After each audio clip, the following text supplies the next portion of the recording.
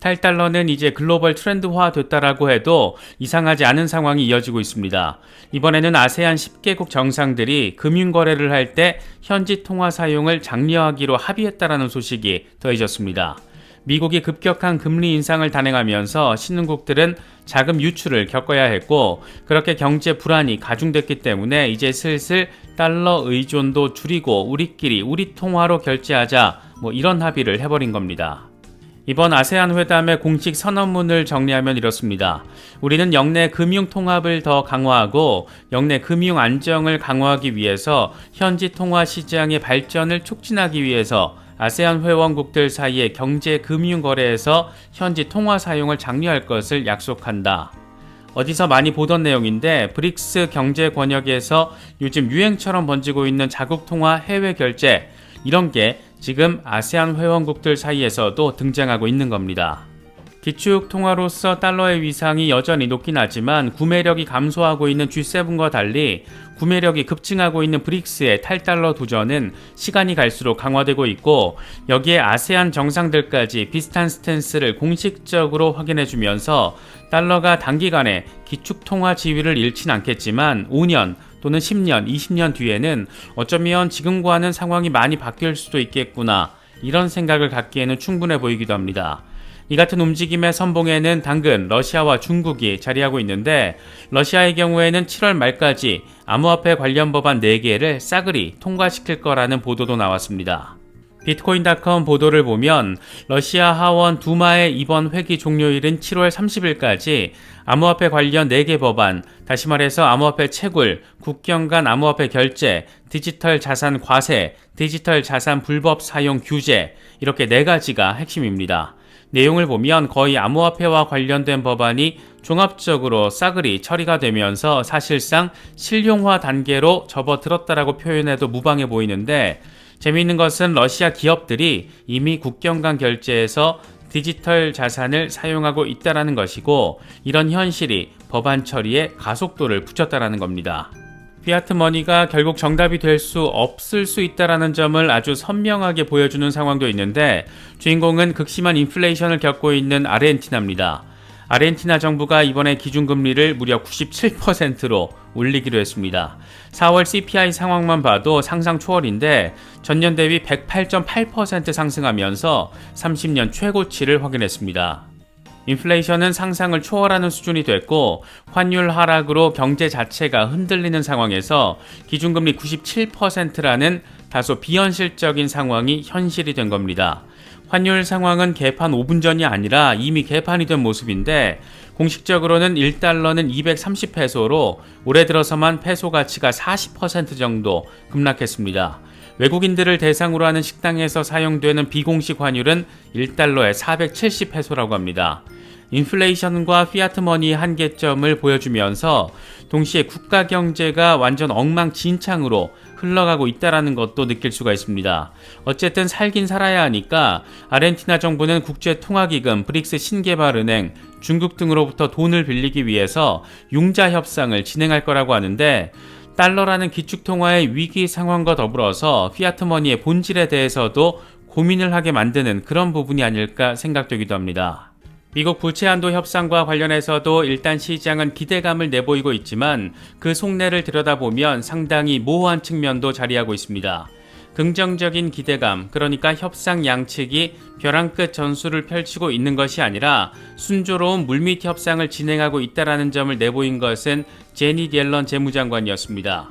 협상은 희망적이고 활발하다. G7 재무장관 회의에서 발언한 이 한마디가 시장 참여자들의 기대감을 끌어올렸습니다. 그런데 정작 공화당 소속 하원 의장인 케빈 메카시는 2차 협상 회동을 앞두고 내가 볼 때 백악관은 회담을 하는 것처럼 보이길 원하지만 어떤 것도 심각하게 받아들이지 않는다. 합의까지는 아직 멀었다라고 생각한다. 그들은 협상보다는 디폴트를 원하는 것처럼 보인다. 이렇게 꽤 노골적인 불만 멘트를 제시하기도 했습니다. 회동 날짜는 현지 시간으로 16일, 그런데 바이든 대통령은 17일부터 3개국 해외 순방이 예정돼 있습니다. 과연 지금의 이런 다소 모호한 분위기 속에서 의미 있는 결과가 도출될 수 있을지는 조금 더 지켜봐야 할 것으로 보입니다. 금리 이슈 역시 여전한 변수입니다. 시장에서는 6월 FOMC에서 금리 동결, 이르면 하반기부터 금리 인하가 시작될 것으로 기대하고 있지만 이런 시장의 인식과는 큰 차이를 보이는 연준 인사의 멘트가 나와줬습니다. 대표적인 매파 인사로 꼽히는 애틀란타 연은 총재 라파엘 보스틱은 인플레이션 목표치 2%로 돌아가야 하고 비용이 잇따라면 기꺼이 감수해야 한다. 경기 침체가 오더라도 적어도 올해는 기준금리 인하를 예상하지 않는다라고 매파적인 멘트를 날려줬습니다. 그러면서 2024년까지 금리 인하 고려하지 않는 것이 나의 기준이다. 이렇게까지 표현하기도 했습니다. 미니애폴리스 연은 총재 닐 카시카리 역시 비슷한 취지의 멘트를 날리면서 노동시장은 여전히 뜨겁다. 인플레이션을 다시 낮추는데 갈 길이 멀다라는 걸 의미하고 이걸 위해서 연준은 아직 해야 할 일이 많다라고 강조했습니다. 반면 시카고 연은 총재 오스틴 굴스비는 지난해 단행한 긴축 정책의 영향이 아직 남아있고 신용 여건도 심각한 상황이다. 금리 결정에 더 신중해야 한다. 이렇게 비둘기적인 멘트를 제시하기도 했습니다. 연준 내부에서 엇갈린 분위기가 이렇게 포착되고 있는 가운데 억만장자 헤지펀드 매니저인 폴 튜더 존스는 연준의 금리 인상이 중단될 것으로 보인다라고 강조했습니다. 이 양반은 CNBC와 인터뷰에서 CPI를 들여다보면 12개월 연속 하락하고 있다는 점에서 연준은 이제 승리를 선언할 수 있을 것이다. 이런 추세는 역사적으로 일어난 적이 없다.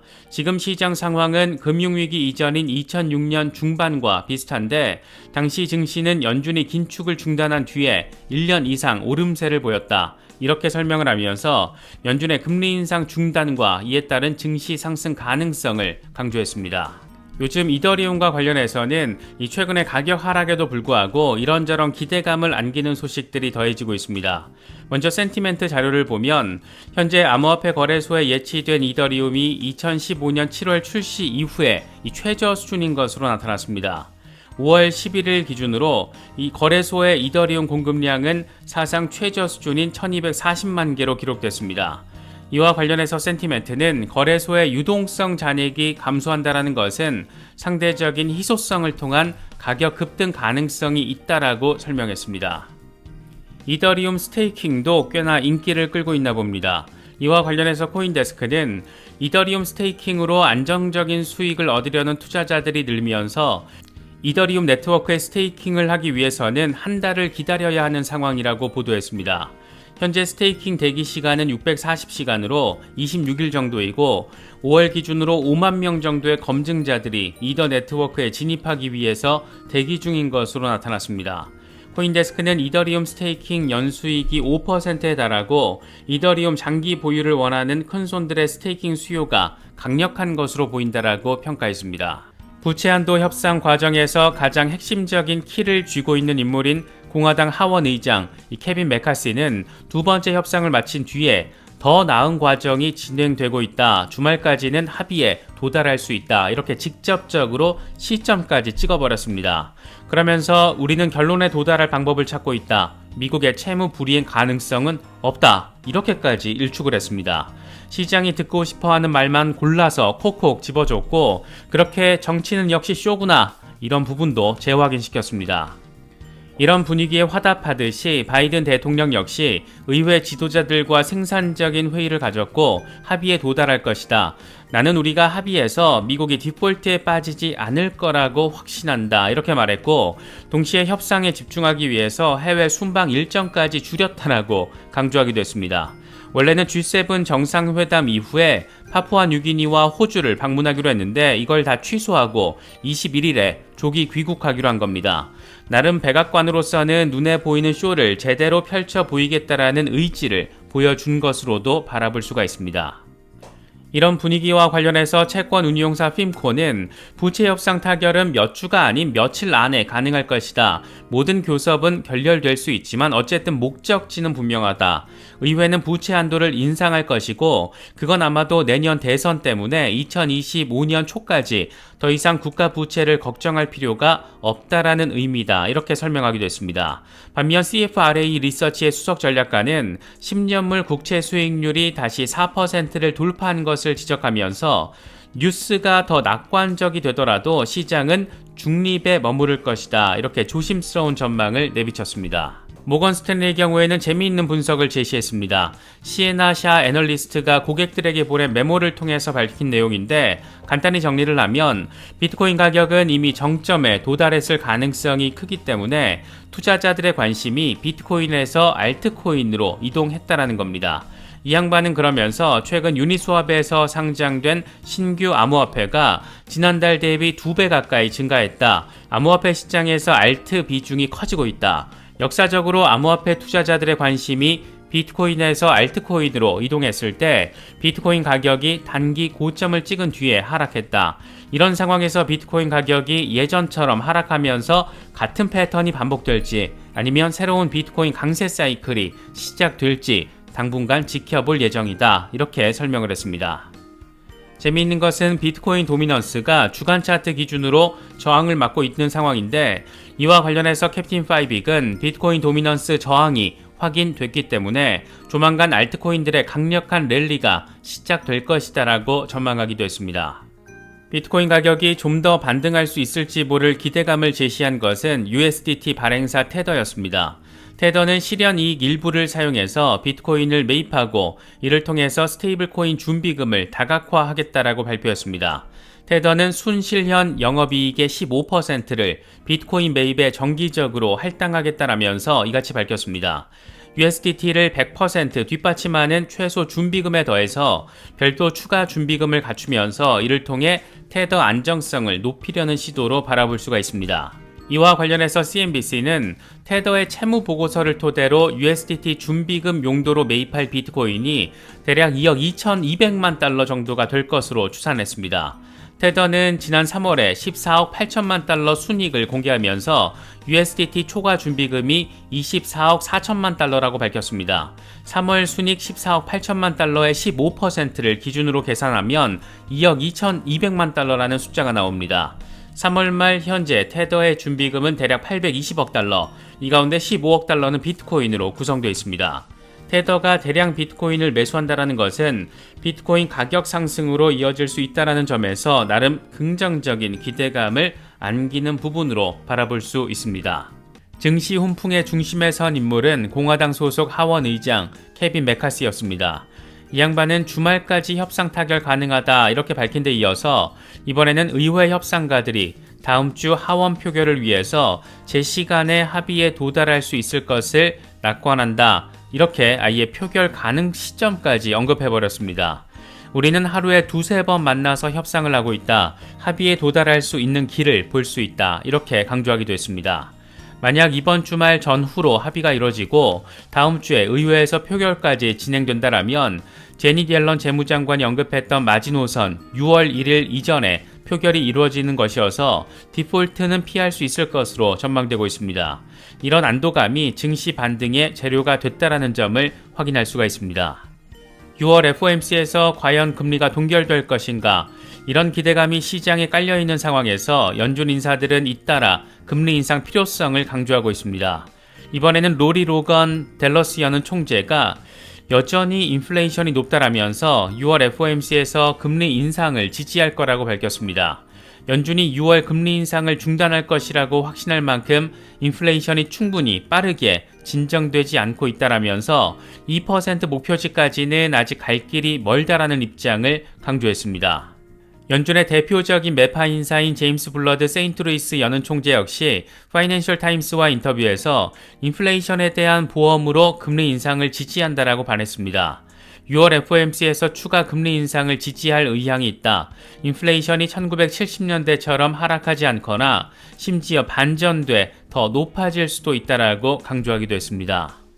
그런데 참 이런 인플레 때려잡겠다라고 정책 수단으로 내놓는 게 오직 금리 인상밖에 없다라는 게 지금 연준의 현실이라고도 할 수가 있는데 당장 미국 상업용 부동산 상황만 놓고 봐도 이러다 진짜 큰일 나는 거 아닌가 그런 생각이 들기도 합니다. 미국 상업용 부동산 공실률이 금융위기 때를 웃돌면서 상업용 부동산 위기 우려가 커진 상황인데 이번에는 2011년 이후 상업용 부동산 가치가 처음으로 하락했다라는 무디스의 데이터가 공개가 됐습니다. 여차하면 은행 위기에 또 다른 뇌관이 될 수도 있다라는 겁니다. 블룸버그는 무디스 애널리틱스를 인용하면서 1분기 미국 상업용 부동산 가격의 반복 매매 지수가 286.4를 기록했다라면서 1년 전에 288.6보다 하락했다라고 보도했습니다. 1월 기준으로 상업용 부동산 가격이 하락한 것은 2011년 이후 12년 만에 처음입니다. 팬데믹으로 인한 재택근무가 늘어나면서 사무실에 대한 수요가 줄어들었고 고강도 금리 인상으로 인해서 이자 비용이 증가하며 상업용 부동산이 직격탄을 맞고 있는 겁니다. 실제로 최근 부동산 투자 관리사 포스트 브라더스는 워싱턴의 사무용 건물을 6,700만 달러, 우리 돈으로 900억 원 조금 못 미치는 돈에 구매를 했는데 이게 2019년만 하더라도 9,250만 달러, 1,230억 원짜리 건물이었다라고 합니다. 4년도 안 돼서 27% 넘게 가격이 빠진 겁니다. 진짜 우려스러운 것은 상업용 부동산 침체가 은행권의 최대 불안 요인으로 떠오른 상황입니다. 미국 상업용 부동산 대출 규모는 3조 6천억 달러, 이 가운데 60% 이상을 은행 대출이 차지하고 있습니다. 안 그래도 금리 인상으로 대출 부담이 커졌는데 추가 금리 인상이 이뤄질 경우에 연체와 채무 불이행으로 이어질 수가 있고 그렇게 대출금을 제대로 회수하지 못할 경우에 이건 또다시 은행 위기로 이어질 수가 있습니다. 이 같은 상황에서 오로지 금리 인상 타령만 하면서 이것만이 정책이다. 이딴 점만 강조하고 있는 미국 연준의 덜 떨어진 인사들을 바라보고 있으면 참 답답함이 더 커지는 것 같습니다. 현재 비트코인의 흐름과 관련해 익명의 분석가 레트캐피탈은 이번 주 주간 종가 마감을 27,600달러 위에서 해줘야 한다라는 점을 강조했습니다. 한 주가 서서히 마무리되고 있는 가운데 비트코인은 여전히 27,600달러를 밑돌고 있다. 주간 종가 마감이 이 아래에서 이루어질 경우 이건 두 차례 저항을 확인하는 것이어서 비트코인의 하락세로 이어질 수가 있다. 강세 모멘텀을 얻기 위해서는 27,600달러 위로 회복해야 한다. 이렇게 강조했습니다. 20일 지수이동 평균에 대한 회복이 이루어져야 상승세를 이어갈 수 있다라는 얘기를 하고 있는 겁니다. 캡틴 파이빅의 경우에는 비트코인이 상방향 포물선형 커브 패턴을 형성해가고 있다라면서 필요한 건 인내심이라고 강조했습니다.